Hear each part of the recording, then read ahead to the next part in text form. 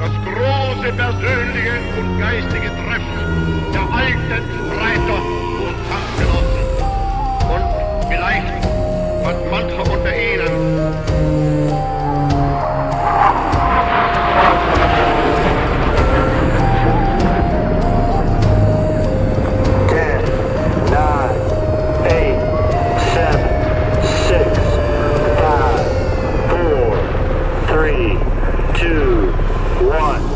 Bienvenidos a Archivos del Tiempo, podcast.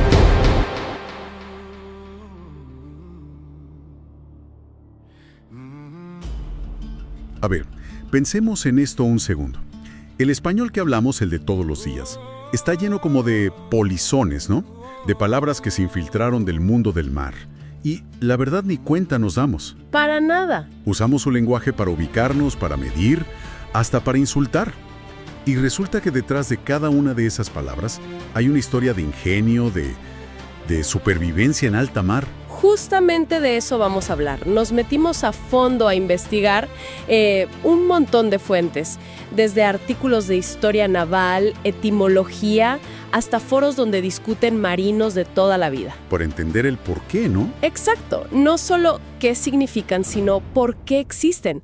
O sea, qué necesidad tan grande había como para inventar casi un lenguaje paralelo al de tierra firme. Esa es la misión de hoy. Vamos a subirnos a bordo de ese lenguaje, a explorar la lógica detrás de palabras que nos parecen, no sé, caprichosas, y descubrir cómo, después de siglos, algunas desembarcaron y se quedaron a vivir con nosotros. Y empecemos por lo más básico, lo que todo el mundo conoce por las películas de piratas, babor y estribor. Yo siempre me pregunté, ¿por qué esa complicación? ¿No era más fácil decir izquierda y derecha? Sí, suena a eso. Suena a que los marinos querían tener su propio club con un lenguaje secreto. Pareciera un capricho, sí. Pero es que en el mar la ambigüedad te puede costar la vida. Imagina el caos de una batalla naval en el siglo XVII. Tienes humo de cañón, gritos, el barco se sacude. Si el capitán grita, giren a la izquierda. ¿La izquierda de quién? ¿La del que está en proa mirando al enemigo o la del que está en popa mirándolo a él? Claro, depende totalmente de para dónde estés mirando en ese preciso instante. Necesitas una referencia fija, algo que no cambie. El propio barco. Exactamente. Ahí diste en el clavo. Babor y estribor son la izquierda y la derecha absolutas del barco, siempre mirando de popa a proa, o sea, hacia adelante. Ajá. Es un lenguaje universal que todos a bordo entienden al instante, sin importar el caos. Es un sistema, en serio, diseñado para salvar vidas. Y el origen es increíble porque nos lleva hasta los vikingos, nada menos. Totalmente. Sus barcos, los drácars, no tenían el timón en el centro como los de ahora. Usaban un remo de dirección gigante, una espadilla. Y como la mayoría de la gente era diestra, ¿dónde lo ponían? Pues en el lado derecho, para manejarlo con más fuerza. Y de ahí directamente nace la palabra. Estribor viene del nórdico antiguo stiri borð. Stiri era el timón y borð era el costado del barco. O sea, literalmente, el lado del timón. Literalmente, el lado del timón. Con el tiempo, stiriboard se convirtió en starboard, en inglés, y por influencias del francés y el neerlandés, en nuestro estribor. Entendido, clarísimo, el lado del timón. Pero entonces, ¿de dónde sale babor? No me digas que es el lado sin timón. Podría ser. Pero la teoría más aceptada es todavía más gráfica. Viene del neerlandés backboard. Ok. Board sigue siendo costado, pero back significa espalda. Ahora, piensa en el timonel vikingo. Está a la derecha, manejando ese remo gigante con las dos manos. ¿A qué lado le está dando la espalda? Al lado izquierdo, claro. Es el lado de la espalda. ¡Qué maravilla! Es una lógica aplastante, ¿no? Y esto generó otra curiosidad, sobre todo en el mundo anglosajón. El lado de babor, el izquierdo, en inglés se llama port. Puerto. ¿Por qué? Porque al tener ese remo timón tan grande que sobresalía por estribor, los barcos siempre tenían que atracar en el muelle por el otro lado, por babor, para no dañarlo. No te puedo creer, era literalmente el lado del puerto. ¿Tal cual? Y bueno, hablando de referencias para no perderse, no solo se trata del barco, sino de su relación con el viento. Y ahí entran otras dos palabras clave, barlovento y sotavento. Exacto. Si babor y estribor te ubican dentro del barco, barlovento y sotavento te ubican a ti y al barco con respecto al viento. La definición es sencilla. A ver. Barlovento es el lado de donde viene el viento. Si el viento te da en la cara, estás a barlovento. La palabra viene de una raíz nórdica, lof, que significa viento. Es el lado que gana al viento, por decirlo de alguna forma. Y por descarte, entonces, sotavento es el lado opuesto, el que está cubierto. Correcto. Su origen es el latín subtus, que significa debajo de. Es el lado que está debajo del viento, el que está protegido. Y esta distinción, fíjate, no es solo para veleros. Tiene aplicaciones en todas partes. Totalmente. Estoy pensando en geografía. El ejemplo clásico son las Islas Canarias. Claro. Las laderas a barlovento reciben todos los vientos húmedos del Atlántico y son verdes, súper frondosas. Pero cruzas las montañas y el lado de sotavento es casi un desierto porque está a la sombra del viento. O hasta en la caza. Un cazador siempre intenta acercarse a su presa desde sotaviento, para que el viento no lleve su olor hacia el animal. Claro, para no delatarse. Exacto. Pero en el mar, esta distinción define una de las reglas de paso más importantes para evitar colisiones. ¿Ah, sí? A ver, ¿quién tiene preferencia? El barco que está a sotavento. Y la razón es pura física. ¿Por qué? Porque como el viento ya pasó por sus velas, ya perdió algo de fuerza. Entonces, su capacidad para maniobrar, para virar rápido, es mucho menor que la del barco a barlovento que tiene las velas llenas de viento fresco. Ah, entiendo. Para evitar un choque se le da la preferencia al que es menos ágil en ese momento.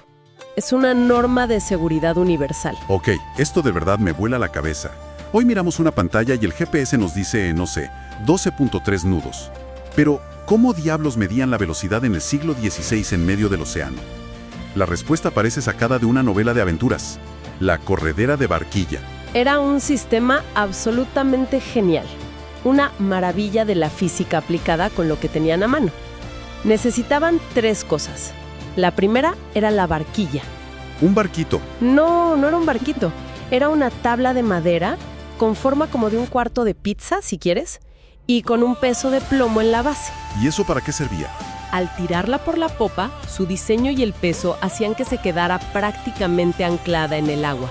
Flotaba en vertical y ofrecía tanta resistencia que aunque el barco avanzara, ella se quedaba casi quieta. Era como un punto de referencia fijo en el agua. Justo eso, un ancla flotante. Pero eso solo no te da la velocidad. Claro, ¿qué más? Aquí viene la genialidad. A esa barquilla iba atada una cuerda larguísima, enrollada en un carrete.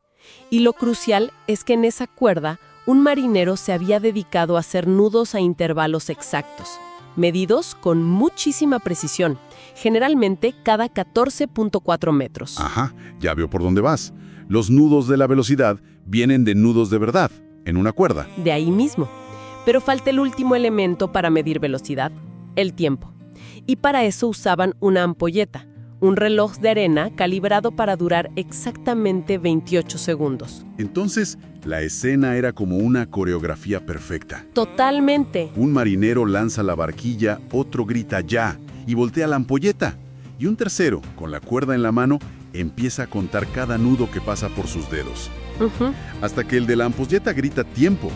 En ese momento, contaban cuántos nudos habían pasado. Si pasaron 8 nudos en 28 segundos, la velocidad del barco era 8 nudos. Es brillante. Es que es brillante. Contaban nudos en una cuerda. Y lo más increíble es que hoy, en plena era de satélites, los pilotos y los capitanes siguen usando los nudos. ¿Por qué sobrevivió una unidad de medida tan arcaica? Porque no es para nada arbitraria. Está íntimamente ligada a la geografía del planeta. Un nudo es 1 milla náutica por hora. Y 1 milla náutica es, por definición, 1 minuto de arco de la latitud terrestre. Ah, mira tú. Esto significa que se integra perfecto con las cartas de navegación. Un barco que viaja a 20 nudos hacia el norte, en 3 horas habrá recorrido exactamente 1 grado de latitud en el mapa. Es un sistema elegantísimo. Bueno, dejemos la física y vámonos a lo más terrenal, a las palabras que desembarcaron y se quedaron en la calle. Y tenemos que empezar con una de las más sonoras del español, carajo. Todos hemos escuchado la famosa leyenda de su origen marinero. Sí, es una de las historias más contadas, sin duda. La leyenda dice que el carajo era el nombre que se le daba a la cofa, esa canastita o plataforma de vigilancia en lo más alto del Palo Mayor. Allá arriba de todo. Allá arriba. Por estar ahí, era el punto más inestable de todo el barco. Sentía cada balanceo, cada ola, pero multiplicado por 10. Un lugar terrible para estar, sobre todo con mal tiempo. Y por supuesto, era el lugar perfecto para un castigo. A los marineros que metían la pata, los mandaban para allá arriba. Váyase al carajo, le decían. De ahí, supuestamente, saldría todo. La orden literal era esa: mandar a alguien a un lugar lejano, aislado y muy desagradable.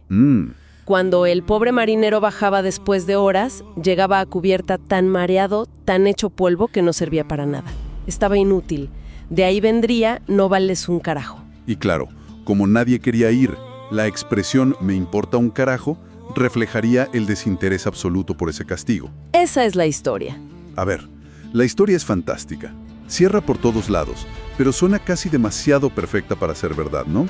Como esas etimologías populares que se inventa la gente. Hay algo de cierto. Ahí está el gran debate. Es verdad que la Real Academia Española no reconoce oficialmente este origen.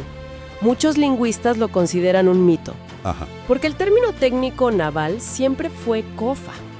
Y la palabra carajo ya existía con su significado vulgar mucho antes. O sea que es un cuento. Espera, porque el debate no está cerrado del todo. Hay al menos un diccionario náutico del siglo XIX, el de Martín Fernández de Navarrete, que sí registra carajo como un sinónimo coloquial de cofa. Ah, bueno, eso es un dato importante.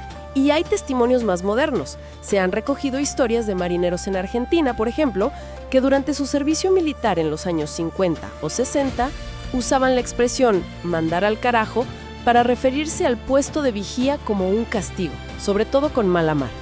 O sea que aunque la leyenda haya adornado los detalles, la asociación de esa palabra con ese lugar del barco parece tener una base real. El ancla de la historia es de verdad. Exacto. Quizás no creó todas las expresiones, pero la conexión existió en la jerga marinera. Y hablando de legados que a veces olvidamos, el del carajo es debatible. Pero hay otro que es innegable y que transformó la navegación europea: la influencia del árabe. Es verdad, no se suele pensar en ello. Uno piensa en navegantes portugueses, españoles, ingleses, pero se nos olvida quiénes dominaron el Mediterráneo y el Índico por siglos.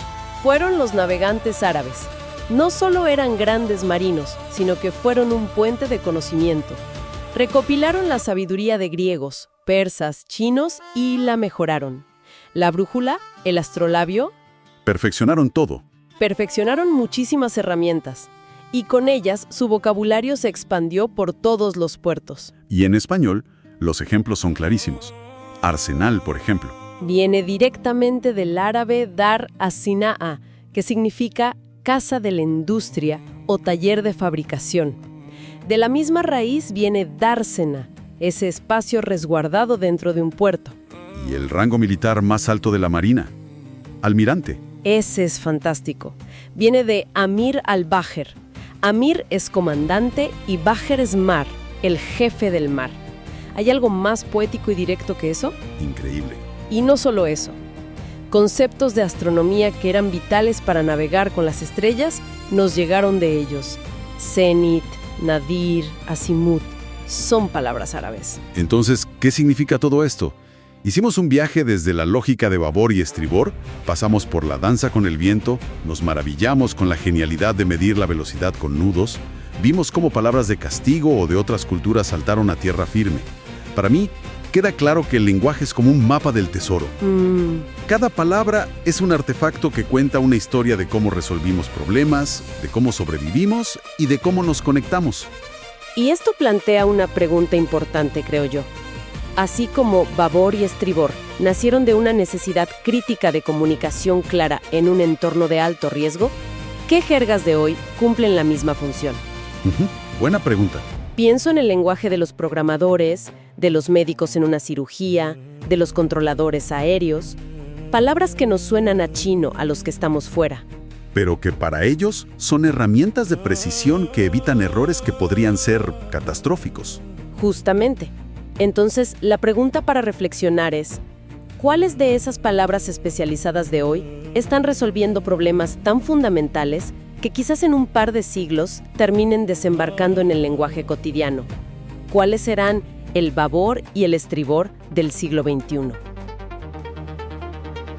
Gracias por acompañarnos en este viaje al pasado. Nos encontramos en el próximo episodio para seguir descubriendo lo que la historia aún tiene por decir.